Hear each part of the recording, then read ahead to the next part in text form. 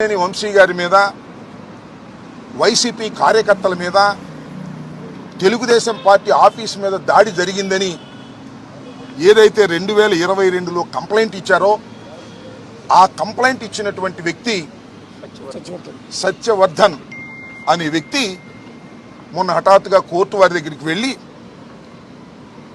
Public కోర్టులో magistrate ముందు ఆయన ప్రాసిక్యూషన్ చెప్పేదంతా అబద్ధమని తానిచ్చిన కంప్లైంట్ అది కంప్లైంట్ రూపంలో ఇవ్వలేదని కేవలం ఏదో సాక్షి సంతకం పెట్టమంటే నేను వెళ్ళని వెళితే వారేదో రాసుకుని సంతకం పెట్టారనే విషయాన్ని గౌరవ న్యాయస్థానం ముందు చెప్పారు.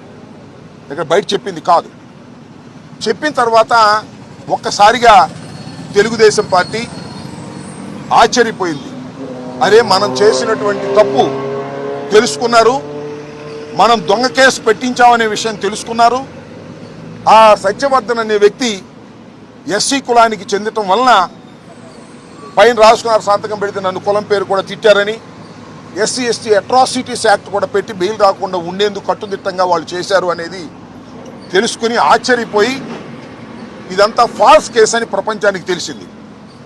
దానిలో తెలుగుదేశం వారు, లోకేష్ గారు, చంద్రబాబు నాయుడు గారు వీళ్ళందరూ కుట్ర చేసి ఈ సత్యవర్ధన్ తమ్ముడు అన్నో అరుణ్ అనే ఆయన్ని వాళ్ళు పట్టుకుని మా తమ్ముడి చేత బెదిరించి కిడ్నాప్ చేసి వంశీ వీళ్ళందరూ కూడా ఈ తప్పుడు స్టేట్మెంట్ మ్యాజిస్ట్రేట్ దగ్గర ఇప్పించారని ఒక కట్టు కథను అల్లి అది కేసు పెట్టి తెల్లారి అరెస్ట్ చేశారంట. ఇది విచిత్రమైన విషయం. ఇంతకన్నా దారుణమైన విషయం మరొకటి ఉండదని కూడా ఈ సందర్భంగా మనవి చేస్తున్నాను. వంశీ తెలుగుదేశంలో గెలిచాడు, తరువాత వైఎస్ఆర్సీపీలోకి వచ్చి పోటీ చేశాడు. అందువల్ల వంశీ మీద చంద్రబాబు నాయుడు గారు అదేవిధంగా లోకేష్ గారు కక్ష కట్టారు. మా పార్టీలో గెలిచాడు, మా పార్టీలో గెలిచి వైసీపీలోకి వెళ్ళి పోటీ చేశాడు, మమ్మల్ని అనేక సందర్భాల్లో విమర్శించాడు.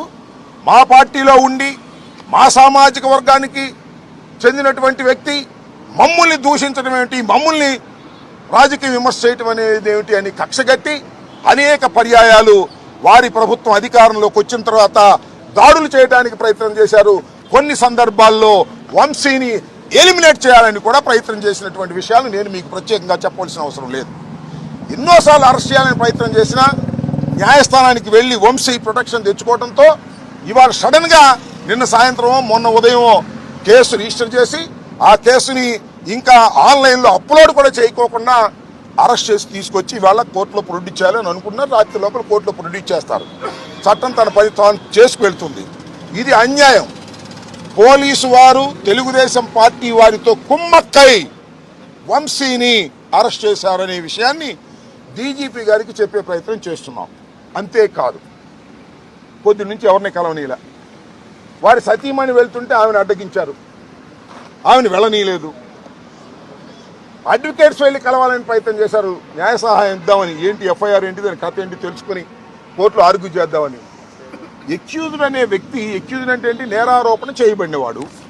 నేరారోపణ చేయబడినవాడే తప్ప నేరస్తుడు కాదు ఎవరైనా సరే, ఇంక్లూడింగ్ చంద్రబాబు కూడా, ఎవరైనా జగన్మోహన్ రెడ్డి గారని ఏదైనా. అయితే అలాంటి వ్యక్తిని కలుసుకోవడానికి కూడా మీరు పోలీసులు ఎలవ్ చేయట్లేదంటే ఇది దుర్మార్గం, రాక్షస పాలన. దీన్ని మీరు దృష్టిలో పెట్టుకోవాలని డీజీపీ గారికి మేము ఇవ్వాలని ప్రయత్నం చేశాం. ప్రయత్నం చేశాం. అయితే ఇంత దారుణంగా జరుగుతున్న అంశాన్ని మీ ద్వారా ప్రజల దృష్టికి తీసుకొస్తున్నాం. డీజీపీ గారి దృష్టికి కూడా మా కర్మ ఏంటంటే కలవలేదు కాబట్టి మీ ద్వారా ఆయన కూడా డీజీపీ గారిని కూడా చూడమని కూడా మేము కోరుతున్నాం. ఈ రికమెండేషన్ కూడా ఎవరు తీసుకోలేదు. ఈ రికమెండేషన్ కూడా వారు చూడాలని ఈ సందర్భంగా నేను కోరుతున్నాను. అవసరమైతే ఆయన మళ్ళీ కోరితే డీజీపీ గారు కోరితే చదివి కూడా వినిపిస్తాం. ఎందుకంటే ఆయనతో కలుసుకునే అవకాశం మాకు కల్పించలేదు. రాష్ట్ర డీజీపీ గారు శాంతి భద్రతలు కాపాడవలసిన హెడ్ ఆఫీస్కి అపాయింట్మెంట్ ఇస్తే వచ్చాము, అయినా ఆయన కలవలేదు. ఏంటో మాకు అర్థం కాలేదు.